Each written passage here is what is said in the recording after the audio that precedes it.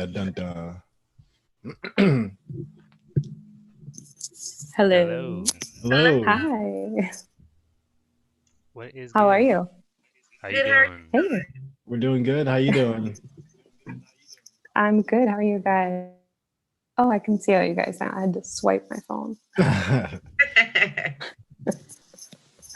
great. Thank Well, you yeah, well, guys for we're having me on. yeah, you're very welcome. We're very grateful and honored to have you here. So, I'm gonna change my Good. name. Yeah, let me change my name real quick. Let's do Jordan. At, Cool. all right. So the idea here, Kayla, is that we're just gonna just let's have a fun little conversation here. 20, 30 minutes or so, and just to kind of get an idea of talk about you. Your story, where you're coming from, and all that, and just hopefully like provide a little bit of awareness for the folks out there so that are listening. So, and then Yeah. and Yeah, cool. and then we'll turn it into a podcast episode and put you on YouTube and stuff, and it'll be really really awesome. So, um, Okay. so so yeah, so let's I'm excited. yeah, let's see if I can record. So I think CJ, since you started it out, you have to give me the either you can record or you can give me the option to record. Yeah. There you go. I made you host, bro. All right, sweet. All right. Okay. All right. Renika, ready? Yes, I'm ready. All right, cool. All right, guys. I'm hitting record. All right, we are good. We're off. All right. Hey, everybody. This is Jordan, Crohn's veteran. I'm joined today by my amazing co-host, Renika and CJ. Hi, guys. Hello. What is Gucci? And and today we're very honored and grateful to have a very special guest, Kayla. She's you're in fitness, correct? Kayla? Yes. Uh-oh. Yep. Seems I'm in fitness, a little bit of everything, Mm-hmm. kind of. Yeah. And so, well, I'm very grateful for for you to be here. And the very first question that's on my mind Okay. Yeah. is, So, a little bit of fitness, a little bit of everything. got you, got you. What were you saying, Jordan? What was your question? yeah, just I'm just curious, about your journey with IBD, and specifically, do you have you go to Crohn's or colitis? So I've had colitis for 9 years now. And first, like I was misdiagnosed with just like a gluten sensitivity. Mm-hmm. And for a year, I was still pretty sick and ended up getting a second opinion in Boston because I live in Massachusetts. And then that's when they diagnosed me with colitis. Oh, okay.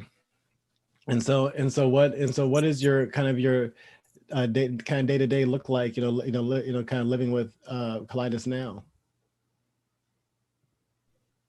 Um, it's definitely a handful. I have currently a J pouch. I am 2 years with a J pouch, and for those of you who don't know what it is, it's just I had my entire large intestine removed. They left a little bit of rectum, so that the small intestine they ended up folding it and turning it and then attaching it so I could go to the bathroom like the normal way, like everybody else. I did have an ostomy for 2 months or so. And when I had my ostomy, I felt amazing with my ostomy, actually. I only had it for a little bit because they did say the longer you have the ostomy, the harder it is for the muscles get atrophy. So I ended up with J pouch pretty fast. And since I've struggled with dehydration, I do have a central line in right now. So IV fluids 2 to 3 times a week that I do at home. Um, Struggle with weight gaining. right now I have chronic pouchitis, so there's a lot of inflammation in my J pouch. And so it makes me run to the bathroom a lot.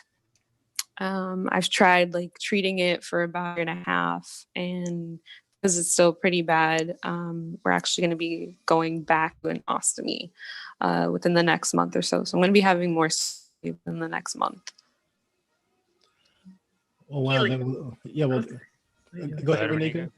No, I'm saying thank you for sharing that. You know, as a female, I'm a female, of course. You know, but I also have and when you talk about the J pouch, I didn't have the option to do that. They went straight to this, but after about 4 years of me being non-compliant with treatment, I did not want to do that. But when I finally received my surgery in December of last year, it does improve your quality of life like significantly. And you mentioned in your increased bowel movement to dehydration, you have to have the line put in. All those things can really impact your quality of life. So as a female, you know, and us going through a lot of things, I told Jordan and CJ, like without us having IBD, I think it's a lot different than the guys, I think. So what have been some of your struggles? Have you had any struggle with like self-image or body image issues as these things have came about? So I did at first, then at the same time I was kind of just like whatever about it. Like people are gonna look at you, they're gonna judge you, they're gonna feel however they are about you, no matter what, even if you have a bad, because technically like a lot of us don't look sick who don't look sick, sadly. So people just think that we're like normal and we're okay, and they don't see what we go through. So I kind of just like screw it. If they don't like me having a bag, then they look at me. I kind of got over that too. I am a mom, so when you have like a delivery, you go through all of that, and I am a cancer survivor. I have uterine cancer, and after that, my kind of like self-image is just like I don't really care what people think or what they say or how they feel, because I've been through so much. Like it's my life, and they're not walking through every day. Right. Thank you for sharing it with us. Definitely. And thank you very much for that. That's really, really interesting. And yeah, and so I mean, I think it really is important for everybody to realize out there that that yeah, other people's opinions, especially if they if there's anything nice to say, just don't say it at all. Exactly. The same situation with Chadwick Boseman. He was fighting colon cancer, like stage 3, stage 4 for months, and he posted a picture on the web or on the internet. Took it down right away, but somebody screenshotted it and they put it up on a blog, and they attacked him. The internet's immature. But at the end of the day, it's your life.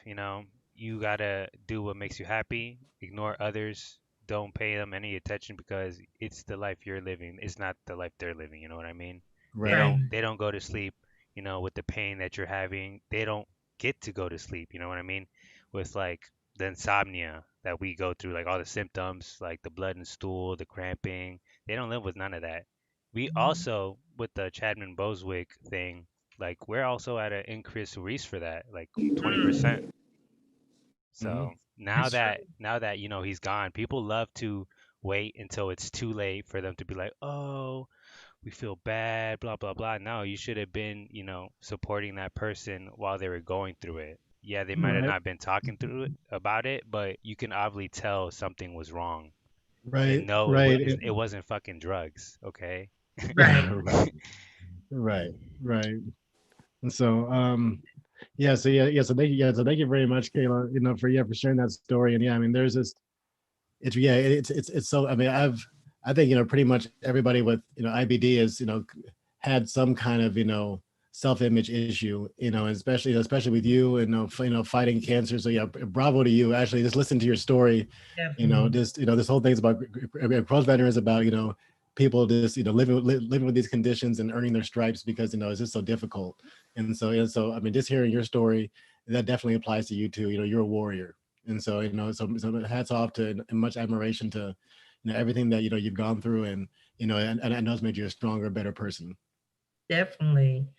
Yeah. Definitely. Even when she Thank did you. mention about, I'm sorry, go ahead, Welcome. Keyla. Keyla, go ahead. You can share? Oh no, I was just saying thank you. No. I Yeah, was definitely. just saying thank you, that's all.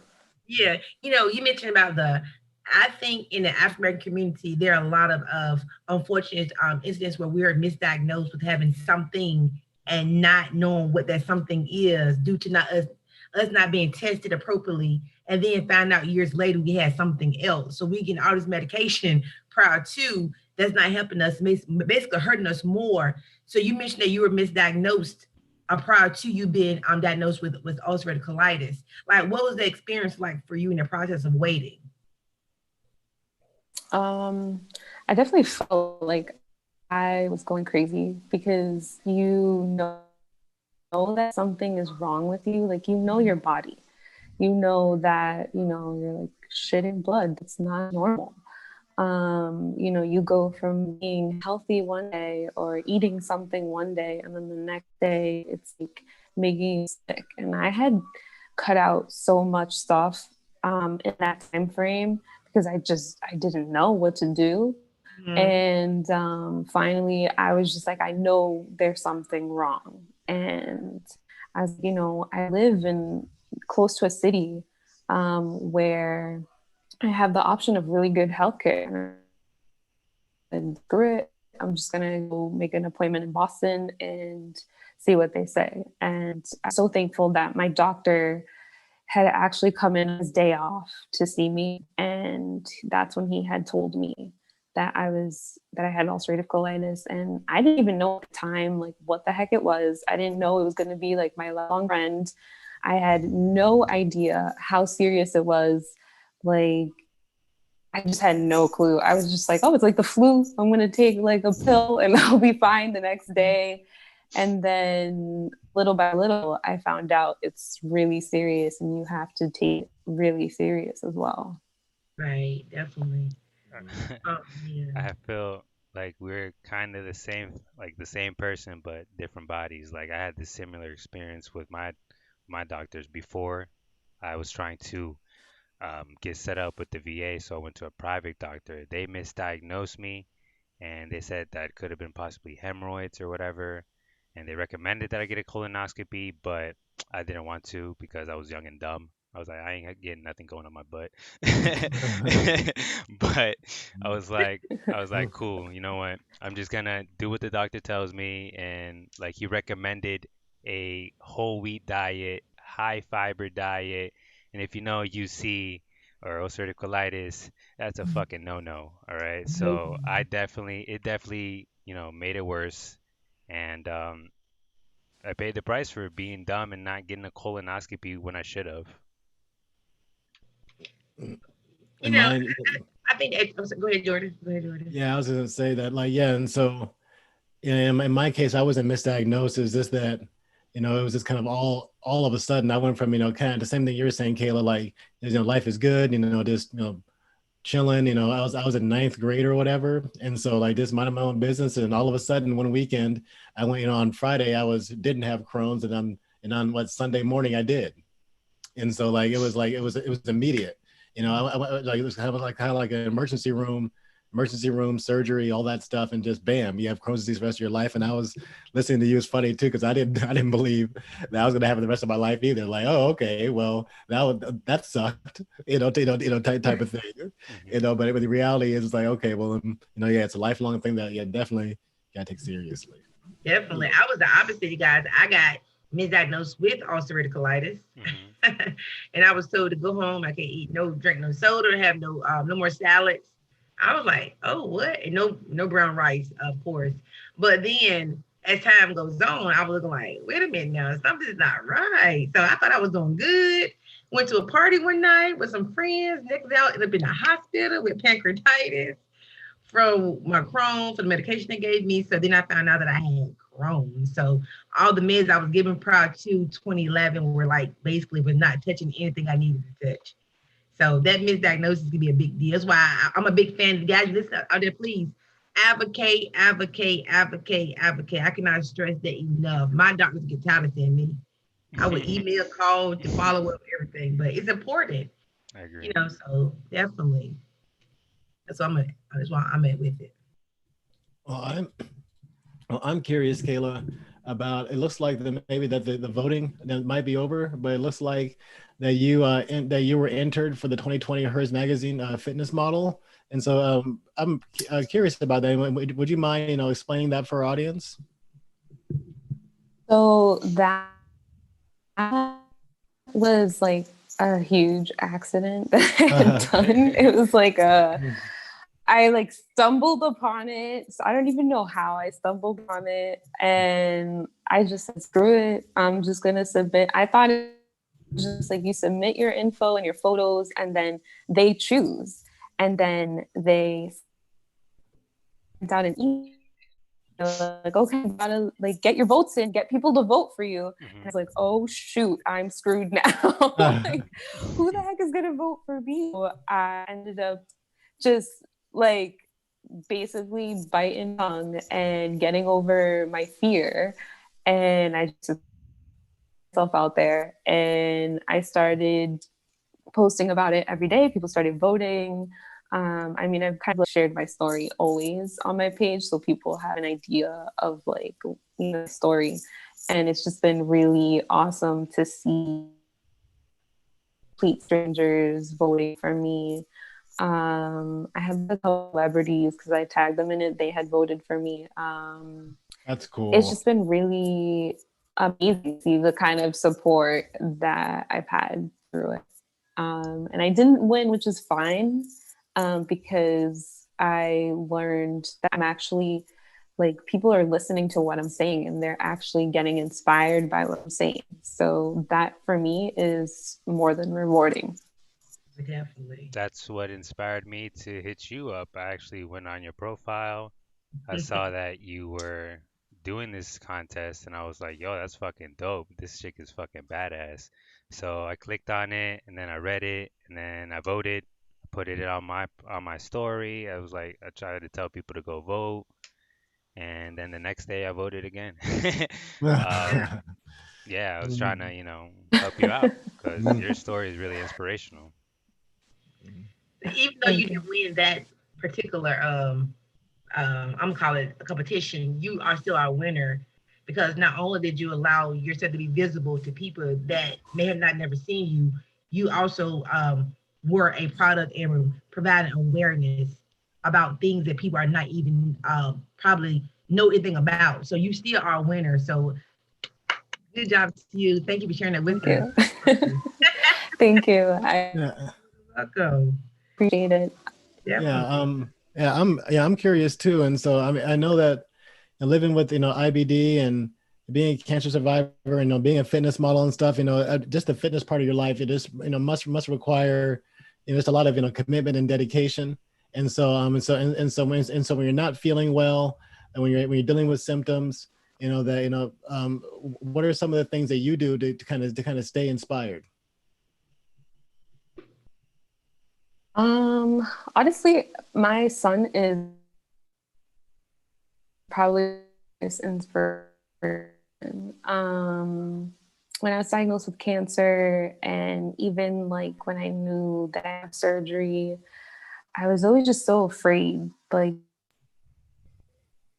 mom. And I mean, I grew up a child and he has been the biggest inspiration. I think about how he's seen me in my hospital bed. He's only 10. For a 10-year-old to have to see their mom, a week in the hospital or curled up on the floor because she's in so much pain, or, do a 2-hour infusion, or he's helping me do my shots in my stomach. And he has been so strong, and he has honestly been what helps me and what motivates me every day to get up. And being sick too, having been in that hospital bed, when you want to move, when you don't want to be, just the fact of not having to move your body and you really want to definitely is also my other inspiration. Get up every day and I work out at least 5 to 6 times a week. And I noticed when I don't work out as much, my joints get more stiff. I have a lot more joint pain. I mean, it's definitely hard those days. You don't want to wake up and you're like, I don't want to freaking go work out, even if it's like 20 minutes, whatever. Or you adult that day. It's definitely hard, but you just have to count your wins sometimes. Waking up in the morning is that little win counting. Definitely. I agree. That perseverance there. I was talking to you like yesterday, and you Thank you said something about the life book that I found really interesting. Could you tell everybody what that book is about, or the little book you write in the box? Oh yeah. Yes. So I support like a small business owner called Box of Knots, and I met her through Instagram. And I feel like sometimes your Instagram friends become like your really good friends now lately. But Yeah. so I met her and I've talked to her, and she's Oh no, you froze.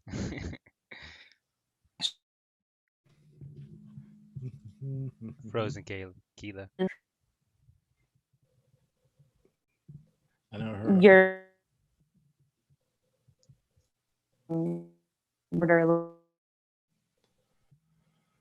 your inner child stuff, like workshops with you. You can be, I use it as a, and I just like to write my thoughts down. And that's how I count wins a day. Cause sometimes I'll circle my house in circles all day, and then I'll be like, nothing done today. And Right. life book, and I'll be like, oh, I made or I washed my hair, because with my line I can't normal. So washing my hair sometimes is like a plus, or so tracking all of that and seeing my progress. And I've been doing that now for 8 months. And when I look at how I've been writing in the book, in the beginning of the year, especially like with the pandemic, life stints, I write all of that stuff down, important dates, I put all that in there. It's just my life book, literally my life in this book. It helps me just see everything. I track my symptoms, my bowel movements, like I track everything in there. It's It's just a good almost way therapeutic, right? of keeping, yes, therapeutic, but also really informative too, because you're seeing your growth at the same time. Hmm. Hmm. And what's Cool. it called? You said Box of Knots? Yes, it's literally box and then knots, like KNOTS. And she's just like a small business owner, and she's all about advocating on like self-care, trauma work, healing, loving yourself, all that kind of stuff. Okay, thank you for that. I'm gonna try to find her. Right. I'm about to check it out too. Yeah, everybody check out Box of Knots. Definitely. Um, Kayla, I couldn't hear you exactly when you said about the cancer you had. I couldn't really hear what you had said. Do you mind sharing it one more time so I can have an understanding?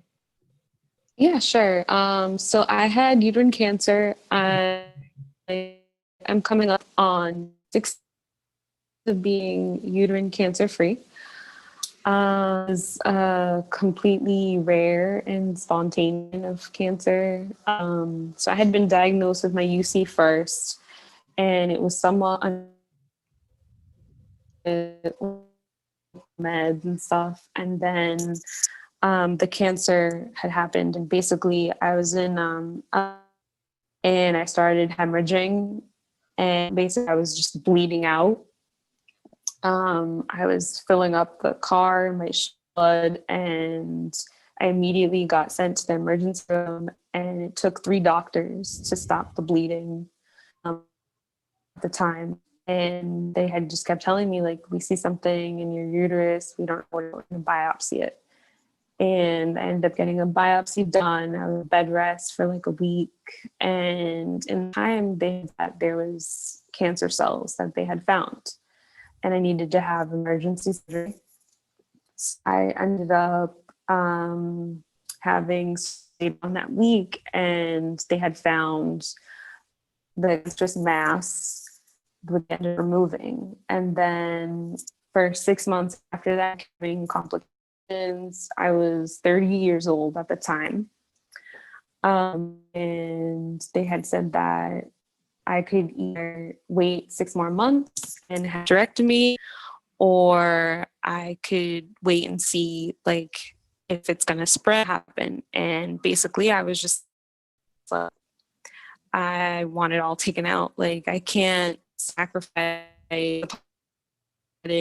or, you know, something worse happening for possibility of maybe another child. I'm not even sure, you know. So after me, I was 30 years old.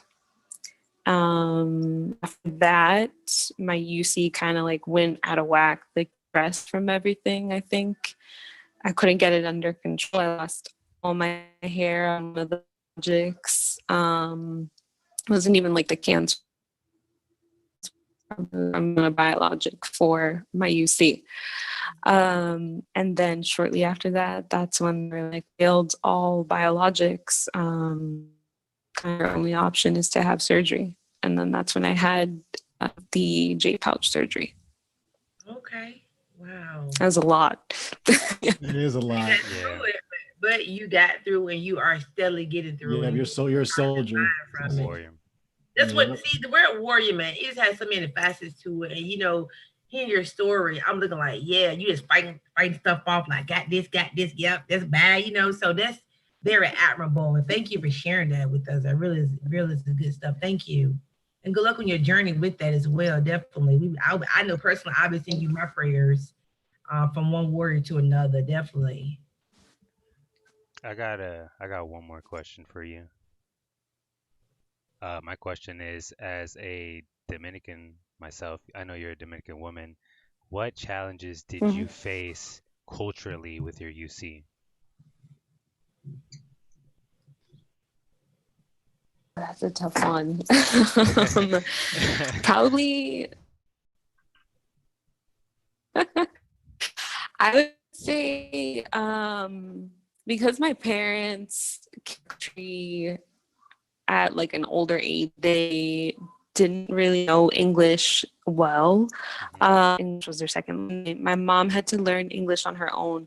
I think the part was not like having the guidance, because I would go to the doctors because my mom would take me, but I like how the doctors were saying. The doctors didn't know what they were saying.